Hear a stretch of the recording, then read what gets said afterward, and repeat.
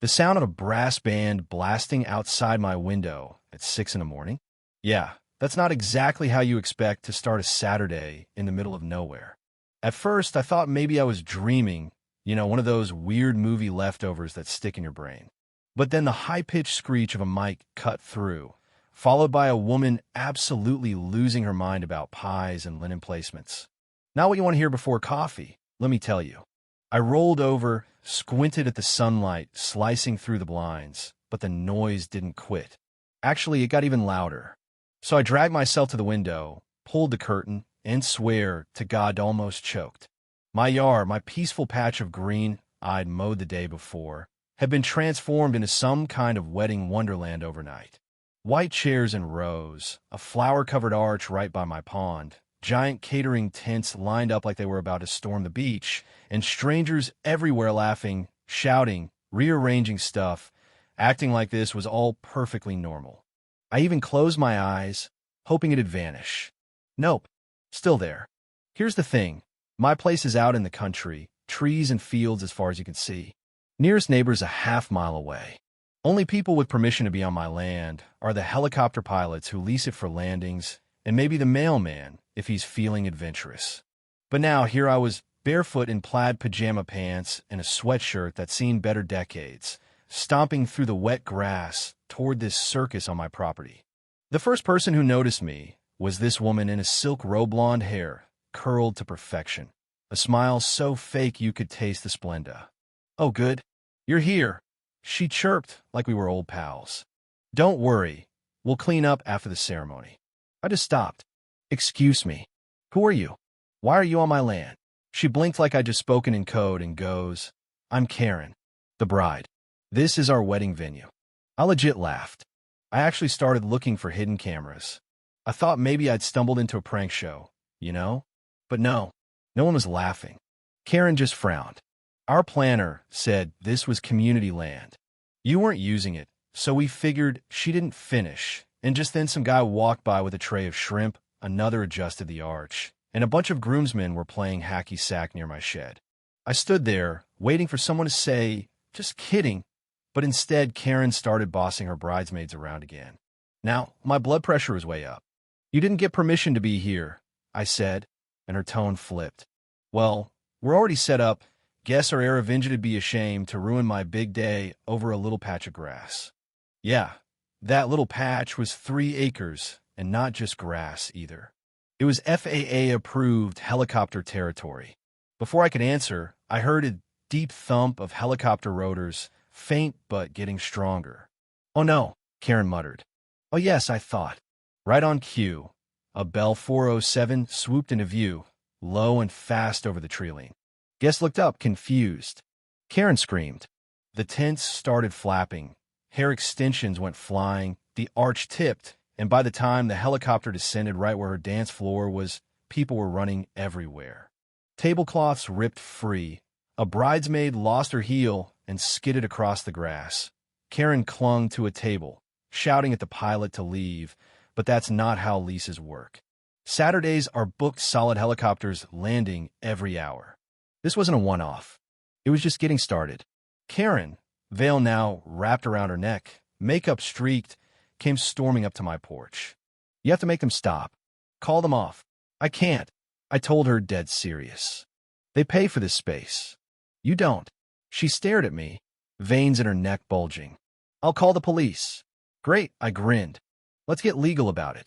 While guests hid behind trucks and tried to save what was left of a wedding cake, Karen dialed 911 with shaking hands.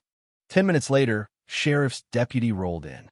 I handed him every bit of paperwork I had: FAA, permits, lease agreements, the whole deal. Karen could only offer a wobbly story about her planner, saying the field was free to use. The cop looked at her like she was nuts. "You didn't get written permission?" "No, but ma'am, this is trespassing. You can't just show up and throw a wedding on someone else's property." Karen started crying, not sad, but furious. "You're ruining the happiest day of my life," she shrieked. I pointed to the no trespassing sign, which, by the way, her team had covered in flowers. "You built a wedding on an active helicopter landing site," I said. She stomped off, veil flapping. The sheriff told her, "You've got 30 minutes to clear out or start getting tickets." As the chopper lifted off, sending another gust through what was left of her centerpieces, I just turned to the deputy and said, "Sometimes justice just flies in on schedule." He laughed all the way back to his car. The guests shuffled out. Vendors started packing. Karen vanished behind the wheel of a BMW, rust-stained lace dragging behind. I stood right where the altar used to be, watching as another chopper approached.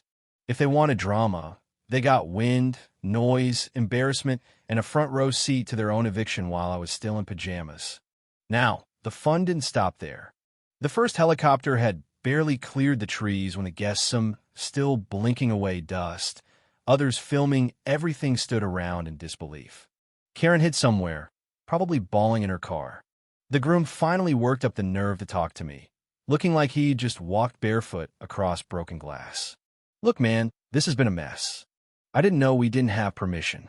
I thought Karen had it handled." I stared, trying to figure out if he was genuinely clueless or just hoping I'd let them stay a little longer before the next helicopter landed. Either way, not my problem. I told him, "For more choppers are coming. Land's under contract every Saturday, noon to sundown. If you were hoping for a peaceful sunset, you picked the wrong place." He nodded, then drifted back to the crowd. The next helicopter thundered in. Guests started ducking again. A kid clutched a bouquet like a life preserver. An elderly aunt tripped into a folding chair, and chaos just kept rolling.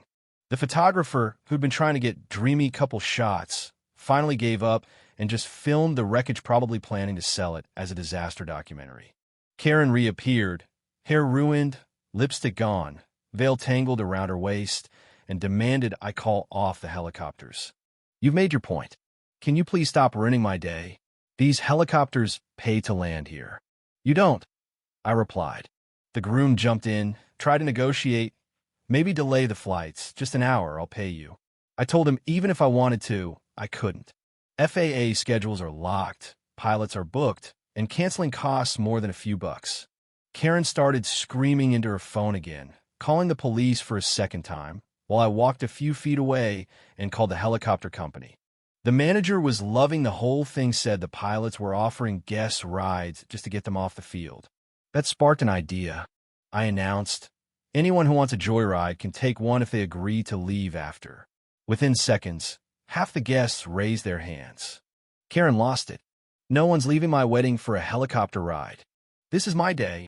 But no one listened. Dusty, tired, and over it, they lined up and waved as they flew off, leaving Karen alone, fists clenched in what was now just a field of broken dreams.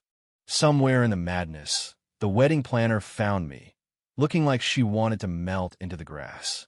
She apologized, explained Karen hadn't paid a deposit, didn't have contracts, and had just told her to figure it out. The planner handed me a clipboard with proof text where Karen admitted she'd deal with me later. I took photos for my records. Then Karen crossed the line, literally threw her bouquet at a helicopter as it was landing. The sheriff, back again, was all business this time, wrote her a citation for interfering with an aircraft. Karen wailed, threatened lawsuits, but no one cared. The last chopper landed, the tent finally collapsed. Karen screamed one last time, and as guests peeled out of the parking lot, I sipped my coffee, watching what was left of her happiest day. Next morning, you'd think it was over, right? Nah. I found a pink, glittery cease and desist letter taped to my fence. Karen threatening to sue for malicious destruction of marital celebration. I nearly dropped my mug laughing. I called my lawyer friend Amy, sent her all the docs, photos, and even a recording of Karen screaming in the field. Amy said, "You already won, and you haven't even been sued yet." But Karen went full internet, posted some wild story about how I'd ruined her wedding out of revenge. Claimed I'd once asked her out at a charity event, which, you guessed it, never happened. For a hot minute, people believed her, but then the drone footage dropped. Her own videographer's drone had caught everything in 4K, from the first chopper to the bouquet toss. It went viral, millions of views, memes, remixes, gifs of her veil flying. Vendors chimed in with unpaid bills, and her planner posted that Karen never had permission. By the time her lawyer sent another ridiculous letter demanding I pay for a do-over wedding, Amy fired back with a counterclaim for damages. That shut them up fast.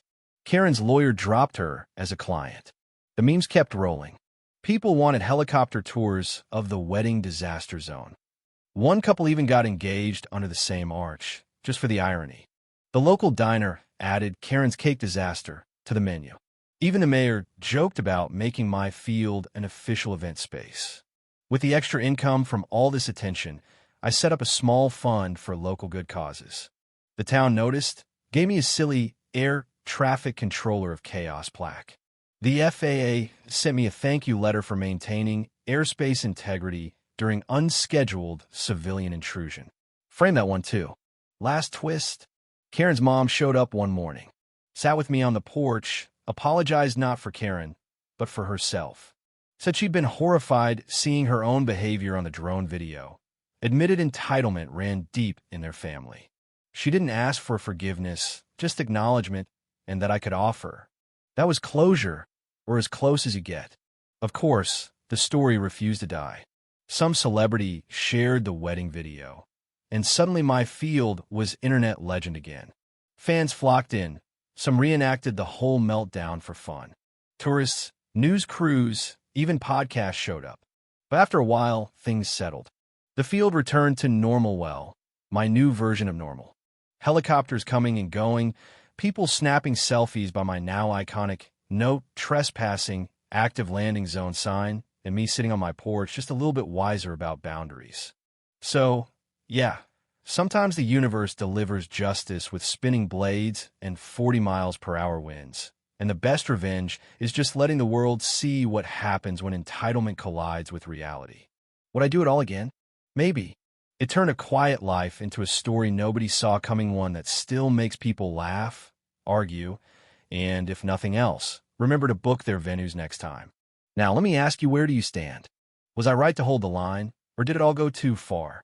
Is justice just letting life play out, or do you step in and twist the knife a little?